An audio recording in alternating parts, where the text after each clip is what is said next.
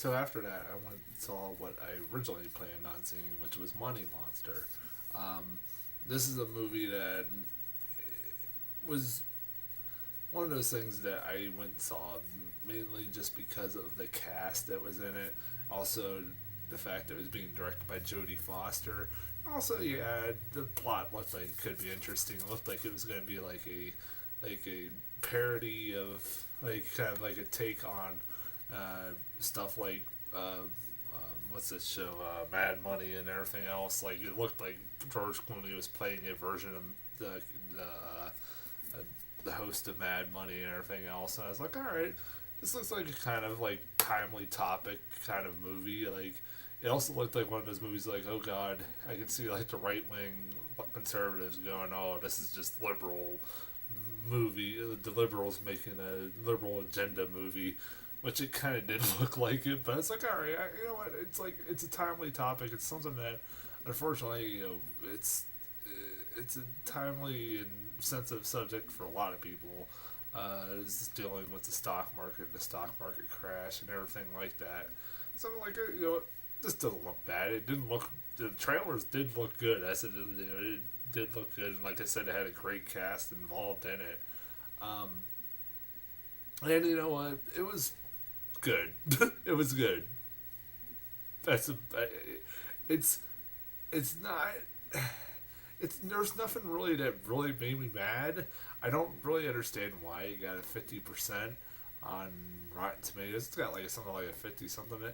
You know what? That's actually I take that back. That's a pretty good accurate rating.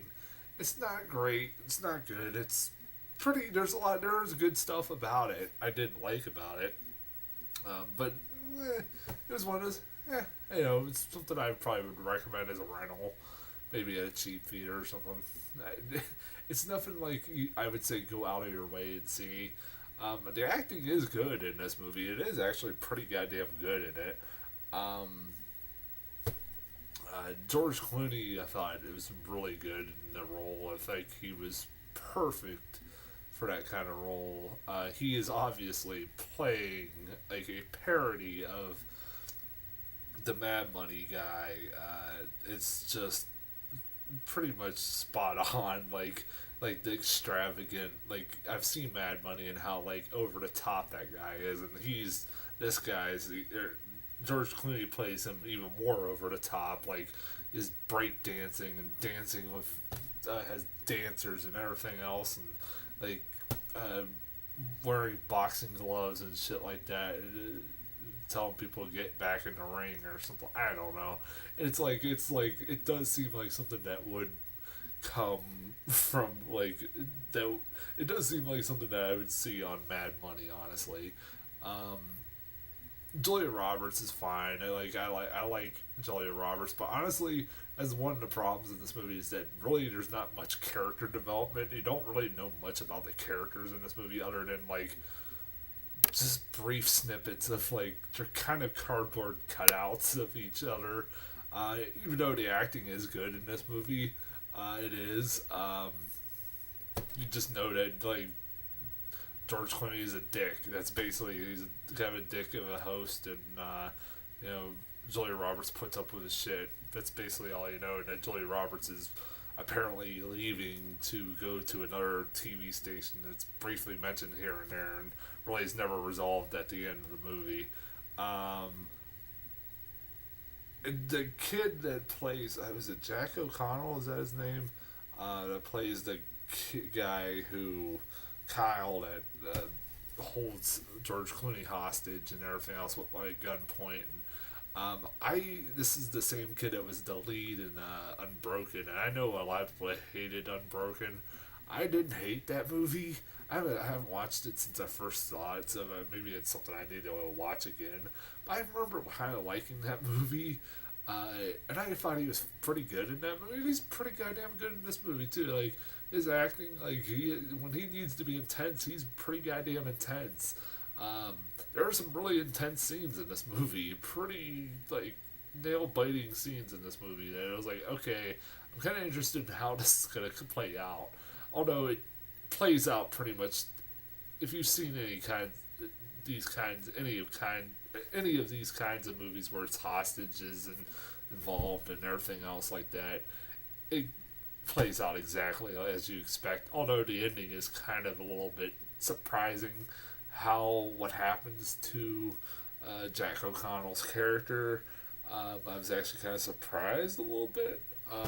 Usually they don't go that route, but I was actually kind of surprised. But kind of, I guess it's a little realistic. Um, I said it was pretty intense of a movie. Like there was some really intense, like the acting.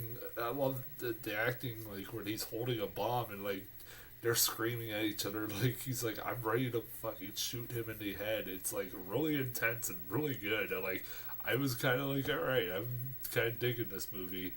Um, those during those parts I was. Uh, uh, where I had some problems with this movie, like I said, the character development wasn't exactly that great. They were kind of cardboard cutout characters. Um, Also, this movie has some weird tonal shifts throughout the thing. Like this is supposed to be a really serious suspense thriller, but also at the same time it has some weird comedy in it, um, including I don't know what the fuck. There's a whole subplot about the producer going to a pharmaceutical company and getting an erectile gel or something, and dysfunction gel or whatever, and he tries it on and he's having sex with the while sex with another girl at the office, while all this hostage it cuts like it's a joke that kind of happens like at the beginning of the movie, like he tells George Clooney about it, and they kind of forget about that, that whole subplot because he just disappears for about 30 minutes of the movie, and then like out of nowhere when the hostage situation is going on, you see him having sex with this office worker, and you're like, it's supposed to be a comedy bit involved right along with this the comedy scene, right along with this uh, really intense sequence where George Clooney's being held hostage. It's like, what the hell? Also, there's like there's what was that? At the end of the movie, there's a part where the villain in the movie is turned into a vine, like, and it's like done for comedic relief right after something very serious happens, and it's like, what the fuck? Like, it's like, oh, come on. Like, nobody would really. It's like, oh my god. And, like, the people's reactions, like, when. Because there's a part where George Clooney and the guy of the bomb, or George Clooney and the kid who's holding him hostage are walking down the streets of New York, and people are reacting like they're celebrities. And it's like, oh, for fuck's sake. Really, movie? Fuck off. That was like really dumb. Like, and the people are like shows like The View are talking about, like, it's kind of laughable. Like, dude, George Clooney has a fucking bomb strapped to his chest and a gun pointed at him. This is not funny. How is this at all fucking funny? I don't get it. Um, like those parts bugged the hell out of me. Um, those were really distracting parts of that movie. It's not a bad film. I I thought it was a fine film. I think Jodie Foster does a pretty good job in the directing department. I want to see her continue to do more movies. I was sitting there thinking, like, she has done stuff before. I was like, what has she done? I was like, oh yeah, she did that in the Beaver movie with Mel Gibson. I think that's about it. I don't remember if she has done anything else. So yeah, that's. I'm hoping she does more. I love Jodie Foster. I think she's a really good actress and a pretty decent director. If given better material, maybe she'll probably be even better.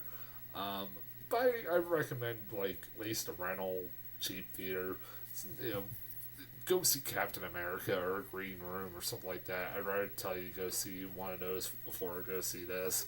Um, hell, even Keanu or something like that. Um, as far as trailers, I got Inferno.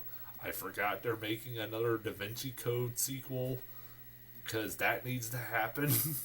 When was the last time Angels and Demons came out in 2009, and we're getting another sequel like 7 years later? Really, was there? This has been a fucking weird year. Like, we're getting a lot of sequels to movies that nobody fucking ever wanted. Like, I don't get it. Like, what is up with this year? And it's dealing with the Black Plague, I guess, and Dante's Inferno, and I have no fucking clue.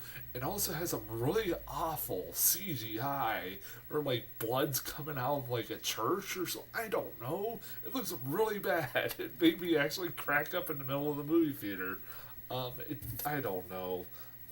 I, I didn't mind Da Vinci Code. I know a lot of people hated it. I didn't mind it. I haven't seen Angels and Demons in forever, but I remember that being pretty goddamn boring and uninteresting. I remember actually giving more of a shit in Da Vinci Code than in Angels and Demons. Um, I don't know. Billy Lynn's Long Halftime Walk. It's a movie directed by Ang Lee, which I love Ang Lee when he's really good. He's just, like, when he is like hitting a home run, he really hits a home run, man. With like Life of Pi, I love Life of Pi. This is a movie about a soldier, and it kind of follows his life from going to Iraq to coming back home and everything else, and he's apparently at a halftime show or something for a football game or something. It looks really weird.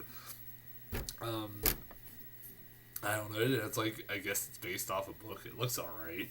I'm kind of interested in seeing it because it's directed by Ang Lee. That's mainly the reason why I might see it. The Accountant. This looks kind of awesome. It's Ben Affleck, where he's a person that has special gifted abilities. Like, I don't know if he's autistic or something like that, but he has a very cognitive memory and everything else like that. He was told when he was younger how special he was, and then like he's also maybe a CIA spy along with being an accountant or something like that. It looks kind of, the trailer looked pretty good. Like, I kind of caught my interest. I was really like intrigued by that trailer. It's being directed by Gavin. I thought it was going to be directed by Ben Affleck, but no, it's being directed by Gavin O'Connor, the guy who made Miracle and Warrior. And he's a pretty good director, so I'm like, alright, I'll check that out. That looks pretty good. What else we got here? The Light Between Oceans. This is one of those, like, alright, I'm another one where it's a director I really like. It's from the director that made Blue Valentine and what was it? The Place Beyond the Pines, which was a really good movie. If you've never seen that movie, go check it out now. Blue Valentine was good too, but I didn't like it as much as I like Place Beyond the Pines. This one, it's who is it?